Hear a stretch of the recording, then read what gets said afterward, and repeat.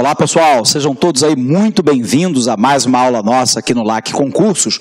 No dia de hoje, a gente vai discutir com você uma questão de raça, etnia e racismo. E vamos tentar entender como é que essa questão permeia a sociedade brasileira. Tudo bem? Então vamos lá, vamos discutir um pouquinho dessa questão. A primeira questão que nós temos que nos recordar é o conceito de raça e etnia. No passado, um passado não muito distante, pelo menos até a primeira metade do século XX, se tinha uma crença de que a humanidade era formada por três grandes conjuntos raciais. De um lado, a população branca, também chamada de caucosoide, a população amarela e a população negra, também chamada de negroide. A grande questão é que existiu aí, abre aspas, uma série de indivíduos que se diziam pesquisadores que acabavam por justificar o fato de que a raça caucasiana era superior às demais raças e que, portanto, o caráter civilizatório estaria basicamente com a população branca, sobretudo aquela de origem europeia. Era uma visão, obviamente, eurocêntrica, tendo a Europa como centro da realidade mundial. E, por um outro lado, hoje nós o sabemos, uma teoria que, na verdade, disfarça de ciência o que é, na verdade, um pré-conceito, que é julgar o outro pelas suas características físicas e não pelo seu comportamento ético e moral. Sendo assim, a gente sabe que ao longo do século XX, e mesmo antes disso, já no século XIX, essa teoria racial, ela justificava uma série de perseguições a grupos minoritários dentro e fora da Europa. Um dos exemplos mais marcantes disso, fora, por exemplo, a perseguição do povo judeu, do povo semita, dentro da Europa, que acabou culminando na Segunda Guerra Mundial, na ideia de uma raça pura alemã, galgada aí por Adolf Hitler, que vai propor, então, o extermínio, a solução final de todos os judeus.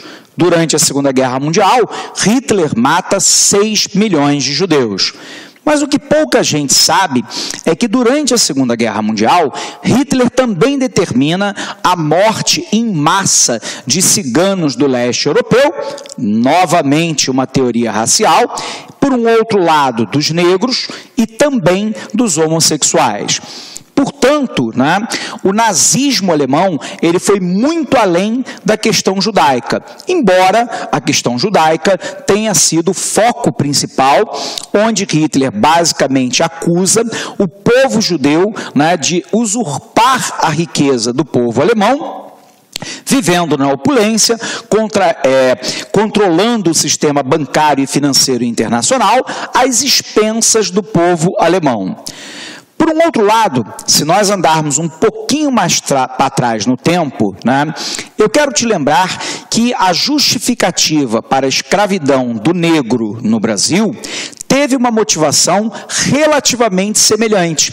Era a crença de que a população europeia caucosoide, de matriz cultural judaico-cristã, era superior à população negra encontrada majoritariamente na África e que vinha lá de uma religião, basicamente polissêmica, ou seja, com várias denominações, e ao mesmo tempo que tinha uma cultura ainda muito calcada na ideia da cultura e da tribo.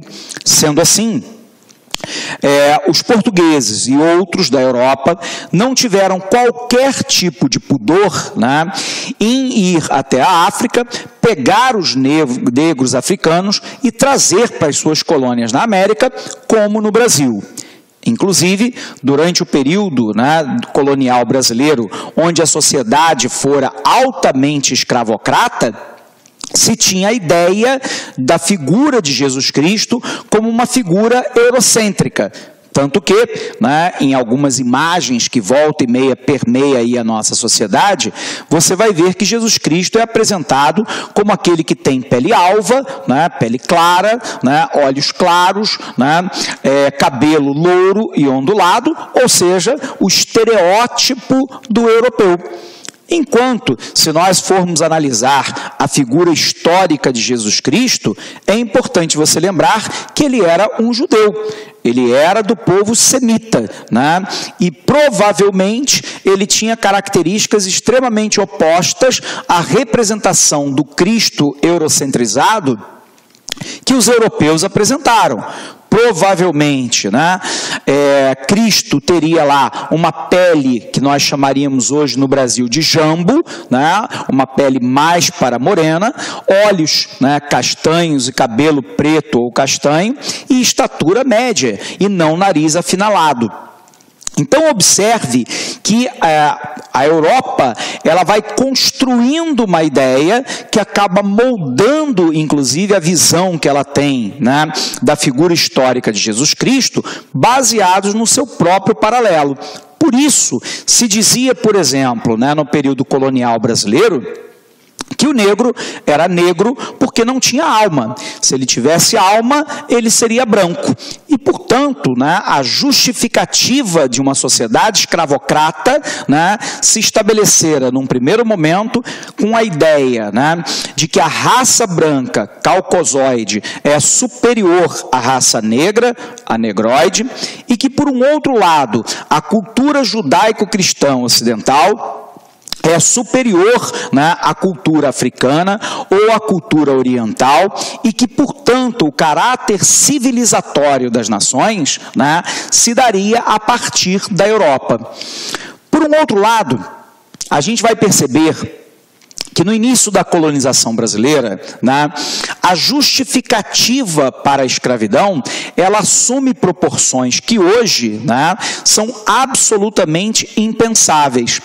Por exemplo, nós temos cartas, né, relatadas do período da colonização brasileira, onde, por exemplo, um senhor de engenho pergunta ao padre da paróquia local o que ele deveria fazer com o negro que era fujão, ou seja, o negro que volta e meia tentava a sua liberdade. E aí o padre dizia assim, e sem nenhum demérito, né, para a Igreja Católica ou para o padre, é apenas uma análise daquilo que se constituiu, né, como a sociedade escravocrata no Brasil.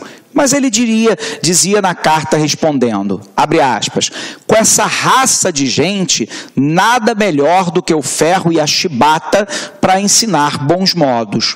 Então, era a crença de que o negro é inferior ao branco, que ele não tem alma, que ele não tem uma cultura nacionalmente judaico-cristã e que, portanto, ele precisa ser civilizado pelo homem branco europeu.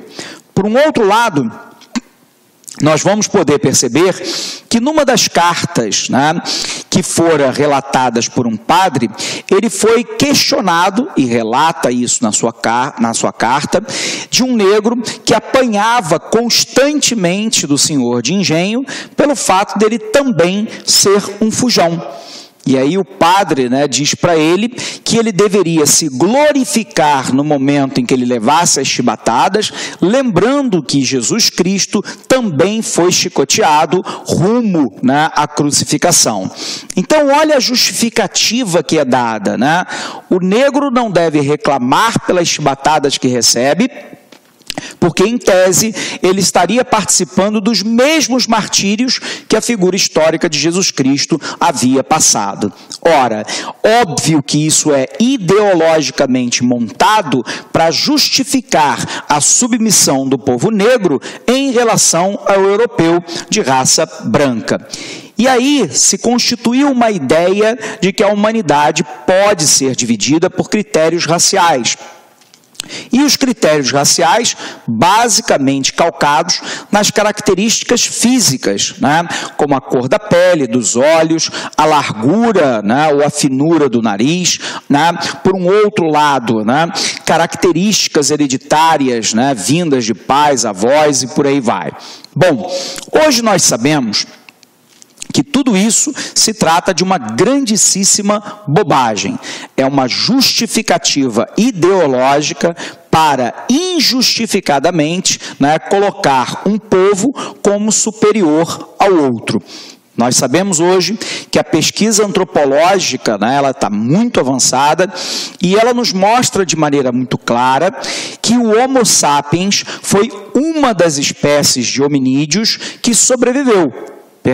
Foi a espécie de hominídeo que sobreviveu. Nós tivemos outras, né, como Pithecanthropus erectus, o Homo aforensis e outros mais, que não sobreviveram. Embora nós tenhamos traços genéticos desses outros hominídeos no nosso DNA. Por um outro lado, há uma crença cada vez mais reforçada que a figura do Homo sapiens, tal qual nós conhecemos, haveria surgido na África e de lá haveria se espalhado para todo o globo. Tanto que um dos crânios de hominídeos mais antigos que nós encontramos, que nós damos um nome genérico de Lucy, porque era uma fêmea, né? E nós descobrimos isso a partir do seu exame de DNA, nós sabemos que ele vem da África. Então, provavelmente, com quase toda certeza, né, nós descendemos de um único tronco de Homo sapiens, com várias variantes, mas de um único tronco. E, portanto, não há que se falar em características raciais, a não ser absurdamente para justificar práticas racialistas, práticas racistas. Bom, então vem a tua pergunta. Professor, então se a gente não vai levar em consideração a questão racial, nós vamos levar em consideração que elemento? Hoje, né, nós trabalhamos com a ideia de etnia. Etnia é um agrupamento humano que não, né, leva em consideração as características físicas, mas sim as características culturais. Por exemplo, a língua, a ética, a moral, que é a codificação da ética, a religião, o modo de se vestir, a alimentação, a sua música, as suas tradições folclóricas e por aí vai. E, portanto, a distinção, ela é uma distinção étnica e não uma distinção racial baseada em características físicas. E, portanto, nós podemos falar de inúmeros grupos étnicos, né, espalhados pelo mundo afora. No Brasil, nós temos uma certa, abre aspas, homogeneidade étnica, né? Nós comungamos, em nossa grande maioria, de uma mesma cultura. Mas no Brasil, nós temos outros grupos étnicos, e um dos exemplos disso, embora em infinita minoria, são os indígenas brasileiros, sobretudo aqueles que não travaram contato, né, com a civilização branca, né, e que se mantém ainda num estilo de vida recluso, notadamente habitando as florestas, notadamente na região amazônica brasileira, embora não somente. Então, observe que o Brasil não é composto somente por uma etnia, mas o grupo étnico indígena, que é um grupo minoritário, tem um nível de influência na cultura nacional considerada relativamente baixa, embora, obviamente, né, exista essa manifestação cultural.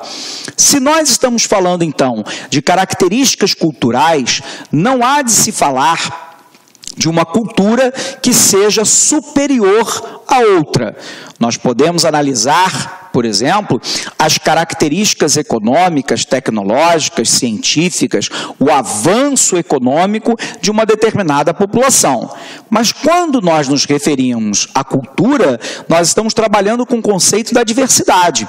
E na diversidade, né, o que existe, né, é um pé de igualdade entre as culturas que apresentam características que são heterogêneas entre si e que, portanto, devem ser respeitadas. Bom, se a gente compreendeu isso, a gente precisa então dar um passo adiante para tentar entender o racismo. Mas antes da gente passar por isso, vamos colocar na tela o que nós acabamos de falar, ok? Então acompanha comigo, pessoal. Então, né, observe que nós tínhamos no passado, né, um conceito de raça esse conceito de raça ligado basicamente, né, a características físicas, como cor da pele, cor dos olhos, largura do nariz, cabelo crespo ou liso, né, e por aí vai. E nós sabemos que por essa época se distinguia a população, né, caucasiana, que é a população branca, a população negroide, que é a população negra, e a população amarela. Havia uma crença de muitos, né, de que a humanidade poderia ser distinguida basicamente por esses três grandes conjuntos raciais e, obviamente, por todas as outras manifestações que são combinações entre elas. Esse conceito de raça caiu em desuso, porque nós sabemos que os seres humanos descendem de um tronco comum de hominídeos que habitavam a África. E nós fomos o grupo de hominídeos que sobreviveu. Sendo assim, a antropologia trabalha hoje com o conceito de etnia. E a questão da etnia remete à cultura. E essa cultura pode ser extremamente variada. Folclore, datas festivas, a relação que nós temos, né, com a morte, a ética, que é a análise daquilo que é correto ou incorreto, dependendo de cada cultura, a moral, que é a codificação dessa ética, ao mesmo tempo a língua, hábitos alimentares, modo de se vestir, visão do passado, visão do futuro, e por aí vai. Então não há de se falar num escalonamento, né, de raças mais perfeitas para as mais imperfeitas. O que nós temos hoje é uma pluralidade cultural, e há de se ter o devido cuidado, né, de nessa pluralidade, né, nós exercermos, né, o destino da tolerância. Ou seja, compreender que a manifestação cultural do outro é distinta da minha. Eu posso entender a minha manifestação cultural como aquela que melhor se adapta ao meu modo de vida e ao do meu povo, mas eu não posso dizer que as manifestações culturais de outros povos são superiores ou inferiores. Eu posso talvez dizer numa gradação, né, de desenvolvimento econômico, de acesso à tecnologia, de acesso à ciência, ao conhecimento dito teórico e por aí vai. Mas não há que se falar de uma cultura que seja superior ou inferior à outra. E, portanto, o conceito aqui é da pluralidade cultural e que, portanto, a tolerância é o elemento chave para que as populações possam, respeitadas a sua cultura, tudo bem, que não é critério absoluto, né? E aí a tua pergunta é, como assim, professor? Por que a cultura não é critério absoluto, né? Sobretudo depois da criação da ONU, né, a partir do final da Segunda Guerra Mundial, cresceu junto à ONU e a inúmeros países do mundo a ideia dos direitos humanos. Quando nós falamos de direitos humanos no Brasil, é muito comum que as pessoas relacionem os direitos humanos, né, com grupos que são perseguidos, notadamente a população negra, os homossexuais, a população pobre, a população favelada ou periferizada, aqueles que têm menos instrução formal, menor letramento e por aí vai. Por um outro lado, tem uma parte da população brasileira que acha que os direitos humanos no Brasil faz uma defesa gigantesca, né, dos criminosos, ou seja, daquele que cometeu o delito, né, e que não há a mesma defesa dos direitos humanos, por exemplo, quando um policial morre, né, tentando evitar que a criminalidade se expanda ou combatendo essa criminalidade quando ela ocorra. Na verdade, pessoal, essas visões são visões unilaterais do problema. Quando nós falamos a respeito de direitos humanos, nós não estamos falando do direito somente do cidadão de bem. Nós estamos falando do direito de todos, de serem tratados, né, com civilidade. Ou seja, o que nós estamos buscando retirar é a barbárie. Portanto, a questão não é defender os direitos humanos daquele que, por exemplo, cometeu crime. Aquele que cometeu crime tem que pagar pelo crime que cometeu.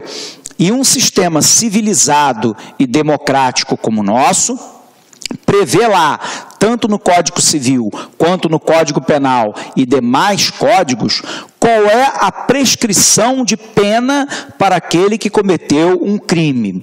O caráter civilizatório, via de regra, me diz que o cidadão que cometeu um crime, ele tem, muitas das vezes, que pagar, né, o preço do crime que cometeu com a perda da sua liberdade. Isso é civilitude. Tudo bem? Não significa dizer que nós temos que tratar, né, o cidadão preso com condições desumanas, né? Com isso, pessoal, óbvio que eu não estou defendendo, e repito isso aqui porque às vezes os alunos, né, têm uma visão diferente da minha, a qual eu obviamente respeito, né? Mas a grande questão é que nós estamos discutindo aqui ideias e não pessoas, né? Então o ponto-chave é você perceber que ninguém está propondo em sã consciência criar-se privilégios no sistema penal brasileiro ou na legislação brasileira para deixar de punir ou punir mais brandamente quem quer que tenha cometido qualquer tipo de crime. Não é isso.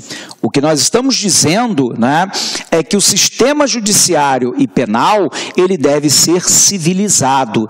E a pena daquele que cometeu o delito é, muitas das vezes, a privação da liberdade. Se você tratar seres humanos como animais, né, com celas superlotadas, né, promovendo dentro da própria cela uma escola do crime para aqueles que estão entrando no momento, né, da criminalidade, se você não der condições, né, de segurança aos agentes penitenciários e policiais, se você não der uma alimentação adequada para a população carcerária, se você não tiver um mínimo de atividades para que o preso possa possivelmente se recuperar, a probabilidade é de que esse preso de lá saia e volte a cometer crime, que é o que ocorre no Brasil. 75% dos egressos do sistema penal voltam a delinquir, o que significa dizer que o nosso modelo está profundamente equivocado. Quando nós falamos de etnia, algumas pessoas, né, acabam dizendo, então, que qualquer ação poderia ser justificada porque determinada conduta, né, numa determinada cultura é tolerada e na outra não. Então há de se respeitar aquela cultura. Observe que o advento dos direitos humanos, né, num certo sentido, ele no mínimo colocou um ponto de interrogação. O que ele está dizendo é que, para além das culturas, existe um limite, né, daquilo que é considerado humano e aquilo que é considerado desumano. Eu vou citar um exemplo para você entender de como que a etnia não pode ser justificativa para a barbárie. Hoje, no Irã, nós temos uma mulher chamada Sakineh Mohamed Aristiani, que está no corredor da morte. A princípio, ela ia ser morta por apedrejamento, também chamada de morte por lapidação. Na morte por lapidação, ela teria as suas pernas e braços amarrados, seria envolta num lençol branco, enterrada até o ombro ou até o pescoço, e os transeuntes seriam convidados a jogarem pedras na sua cabeça até que ela morra. Observe que A Anistia Internacional diz que uma pessoa demora, em média, né, entre 10 minutos e 1 hora para morrer. Então, é uma morte extremamente dolorosa, extremamente horrorosa, não só para quem é vítima das pedradas, mas também para aqueles que passam no entorno. Remete a uma relação bárbara com o ser humano, né? E, portanto, qual é a questão? Hoje, né, o governo do Irã, pressionado, né, internacionalmente, a princípio suspendeu, né, a sua pena de morte, havia anunciado que em vez da lapidação ia matá-la por enforcamento, o que não é muito melhor, né? Mas aí você se pergunta, qual crime que ela teria cometido? Ela foi acusada perante um tribunal religioso do Irã de cometer adultério após a morte do marido. Como assim, professor? O marido dela faleceu e, segundo a denúncia, ela teria tido relações ilícitas com 2 homens no momento em que ela deveria estar, né, na sua viuvez recolhida, homenageando a memória do marido. Como, em tese, ela teve essas 2 relações, e lembrando que no Irã, uma relação ilícita não necessariamente é uma relação sexual. Dar a mão em público é considerado uma relação ilícita entre homens e mulheres. Então, ela, por ter uma relação ilícita após a morte do marido, período em que ela deveria estar, segundo a regra, em vigília em honra à memória do seu marido, ela é condenada primeiro a 99 chibatadas e depois condenada à morte por apedrejamento. Por que eu estou falando sobre isso? Porque tem um limite, né, para a cultura. A cultura não pode justificar tudo, porque se assim for, nós vamos admitir que a Mohamed Sakineh, né, seja apedrejada, e vamos dizer, olha, a justificativa é que a cultura do Islã, né, dentro do Irã permite esse tipo de coisa, e isso é comum, justificado pela cultura. Não é. Há um limite, e o limite é a civilidade dada pelos direitos humanos, de que toda pessoa tem direito ao justo processo, que toda pessoa tem direito ao contraditório, de que toda pessoa, mesmo encarcerada, não precisa ser aviltada, e por aí vai. Então, pessoal, não obstante o fato, né, de nós entendermos hoje, né, a cultura a partir de uma pluralidade que nos chama a atenção para uma tolerância, é importante lembrar que nós temos limites para essa avaliação cultural. Tudo bem? Então, vamos apagar aqui para a gente poder discutir um pouquinho mais aí, agora focando especificamente no Brasil, né? Quando nós olhamos então, pessoal, né, o Brasil, nós vamos perceber que o Brasil se apresenta historicamente como uma democracia racial. Esse foi, né, um dos mitos que foram colocados para a sociedade brasileira. A ideia que depois, né, da assinatura da libertação dos escravos em 1888, o Brasil é um tolerante com todos os grupos raciais. Não é verdade. E vamos provar isso com números, tudo bem? Então, observe, né? O Brasil se apresenta primeiro como um país fortemente racista. E o racismo no Brasil, ele está basicamente concentrado em cima do negro. Em menor escala, né, nós poderíamos colocar em relação aos indígenas, ou também os portugueses que para cá vieram, ou ainda para o povo judeu. Então vamos tentar classificar esse racismo brasileiro. Observe logo de cara que a palavra racista não é a mais adequada, né? Nós já vimos que raça enquanto critério discriminatório, é absolutamente equivocado, errôneo. Mas como se cunhou, né, no Brasil a ideia de divisão por grupo racial, a gente acaba tendo que necessariamente tocar nesse elemento raça. Então, qual é a ideia do racismo do brasileiro em relação ao negro? O Brasil, pessoal, ele vive o que nós chamamos de racismo de ocasião. Imagine lá, né, um conhecido seu, né, que esteja numa roda de amigos e que nesta roda de amigos nós tenhamos lá a presença de um ou mais negros. Se você perguntar, né, a queima-roupa para o seu amigo se ele é racista, ele vai dizer que não. Porém, vamos observar que numa condição extrema, né, é razoável imaginar que esse mesmo amigo seu que disse que não é racista, quando, por exemplo, leva uma fechada no trânsito, ocorre um acidente de trânsito ou uma situação conflituosa qualquer, muitas vezes os impropérios que ele vai lançar em relação ao outro que é negro são profundamente racistas, né? Então, observe que na frente, né, lá do amigo que é negro, eu não sou racista. Mas numa situação limite de conflito, o impropério, muitas das vezes, é racial. Né? É tentar mostrar que eu, né, por não ser negro, sou superior a você que é negro, que fez a bobagem. Né? Então, o racismo no Brasil, ele acaba assumindo uma função de racismo de ocasião. E isso reforça, né, o que o IBGE constata. Analisando, né, o grupo étnico branco brasileiro, fora feita a pergunta, né, você é racista? 85% dos brasileiros disseram que não. No entanto, foi feita uma segunda pergunta. Existe racismo no Brasil? 91% daqueles disseram que sim. A conta não bate, né? Olá, meus amigos! Você que está estudando para o concurso do IBGE, você que quer ficar super competitivo, você que quer continuar assistindo essa super aula do professor Alex Mendes, né?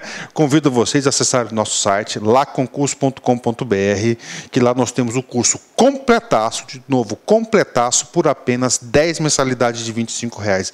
Exatamente 10 mensalidades de R$ 25,00, você tem um curso completaço, super competitivo, com professores top de linha no site. Então, convido vocês aí a acessarem o nosso site, laconcurso.com.br, e fazer sua matrícula. Você pode se matricular sem medo de ser feliz, porque eu tenho absoluta certeza que você não vai se arrepender. Você sabe por quê? Porque aqui no Lá Concurso a gente faz de tudo para que isso não aconteça. Um forte abraço, fique com Deus e espero vocês.